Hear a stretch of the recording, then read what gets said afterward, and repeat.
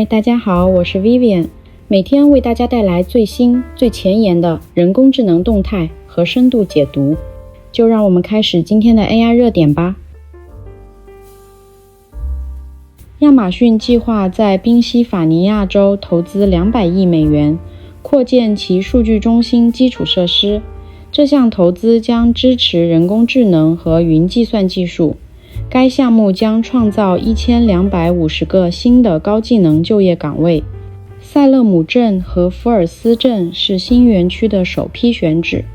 自2021年以来，亚马逊已在宾夕法尼亚州投资了260亿美元。亚马逊这次像在铁锈带赌一把，200亿不是买地，是买未来。用核电专网抢 AI 算力先手，顺带盘活宾州没落工业区。但监管这关不好过。想想微软三里岛项目谈了3年才落地，亚马逊的核电特权正在挑战美国能源公平性。最有意思的是，科技公司现在不仅卖云，还在重塑电网。以前电厂求着电网收电，现在谷歌、Meta 直接包场核电站。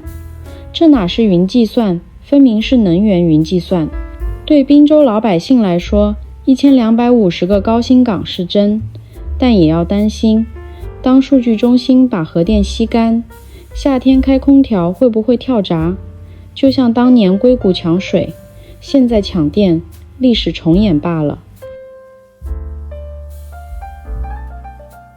苹果在2025年全球开发者大会 WWDC 上发布了全新的 AI 实时翻译工具，这些新功能将成为 iOS 26的一部分，并与信息、电话和 FaceTime 应用兼容。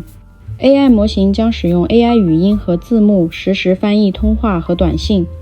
苹果的 Leslie Akimoto 表示，该功能将兼容非苹果智能手机，但具体支持的语言尚未公布。支持 Apple Intelligence 的 iPad 和 Apple Watch 也将提供实时翻译功能。这次苹果的实时翻译感觉像把语言翻译官塞进了手机里，以后跨国聊天直接开挂。但仔细看会发现几个槽点。1. 语言支持不透明。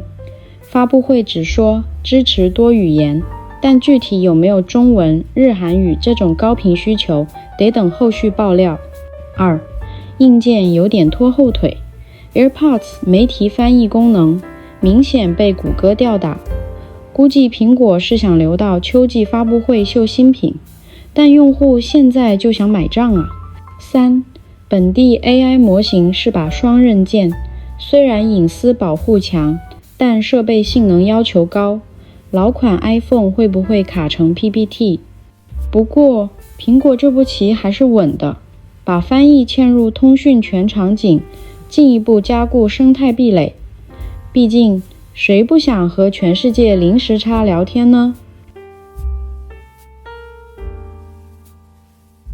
Getty Images 和 Stability AI 正在英国一家法院就人工智能相关的重大版权诉讼展开诉讼。Getty Images 声称 Stability AI 的 Stable Diffusion 工具未经许可使用了 Getty Images 的照片。Getty Images 认为人工智能公司应该为使用创意作品付费。Stability AI 则表示，此案威胁到了人工智能行业，此次审判可能会影响版权法对人工智能的适用。这案子简直像一场艺术与科技的世纪对决。Getty 作为传统版权巨头，这次算是给 AI 行业敲响了警钟。别以为用别人的作品当燃料就能为所欲为。但 Stability 那边也挺冤的，他们可能觉得合理使用原则应该覆盖技术创新，毕竟 AI 不直接复制内容，而是学习风格啊。不过话说回来，如果连训练数据都要付费，小公司还怎么玩？大厂反而更容易垄断资源。反过来，如果放任 AI 公司随便用别人的作品，摄影师、艺术家的权益又怎么保障？这事儿真不是非黑即白，得找中间平衡点。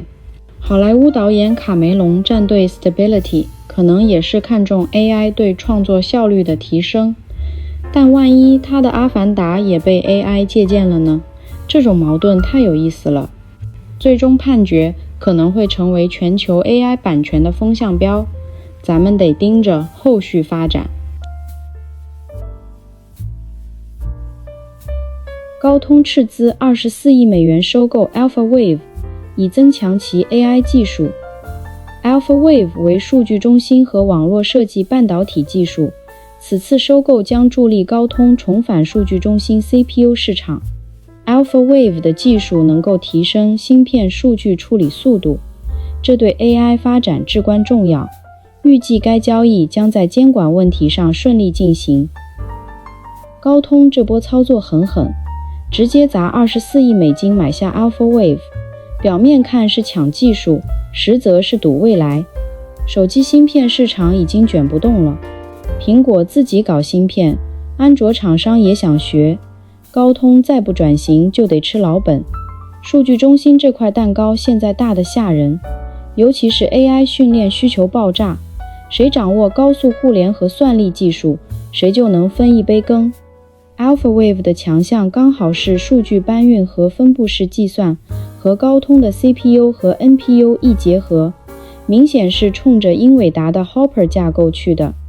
不过整合难度不小，毕竟 AlphaWave 之前和中国有合作 WiseWave， 现在单飞可能面临供应链重构。软银为啥突然放手？可能是觉得价格太高，或者 ARM 自身整合需求变化。总之，高通这步棋成败关键在于能不能把 AlphaWave 的技术焊进自己的产品生态，别让收购变成买干还珠。如果您对人工智能充满好奇，想要及时了解这个正在重塑我们生活的科技领域，欢迎订阅我的频道。我们下期见，拜拜。